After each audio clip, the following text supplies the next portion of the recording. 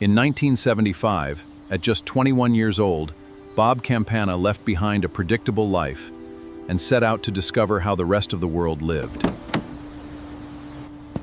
His journey began in Jakarta, where a wealthy executive welcomed him into a world of privilege unlike anything he had ever seen. Within a day, Bob left the comfort of wealth behind and stepped into the unfiltered reality of rural Southeast Asia.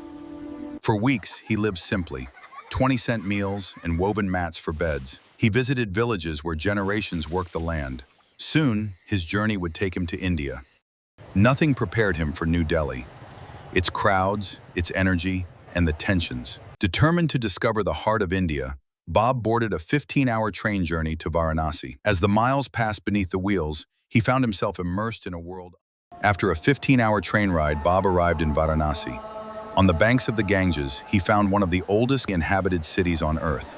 From the sacred banks of the Ganges, Bob pushed north into Nepal. Surrounded by the world's highest mountains, every path seemed to lead toward another adventure. But one wrong turn nearly brought his journey to an abrupt end. Without realizing it, he had wandered onto the king's heavily protected private fishing grounds.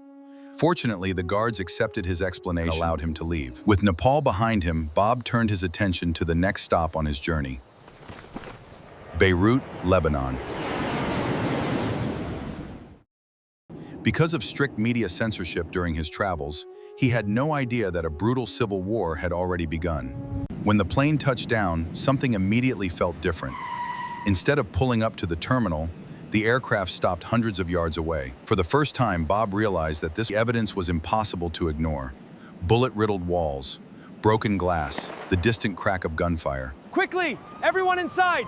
Inside the terminal, an airline agent gave them a choice. Ladies and gentlemen, please listen. The situation is critical. You can stay in Beirut at your own risk, or board the next flight to Paris. The decision was easy. Within hours, Bob was back in the air. As Beirut disappeared beneath the clouds, he realized just how narrowly he had escaped one of the world's most dangerous conflicts. Months later, Bob finally returned home. 30 pounds lighter and recovering from dysentery, he stepped back into a world that suddenly looked very different.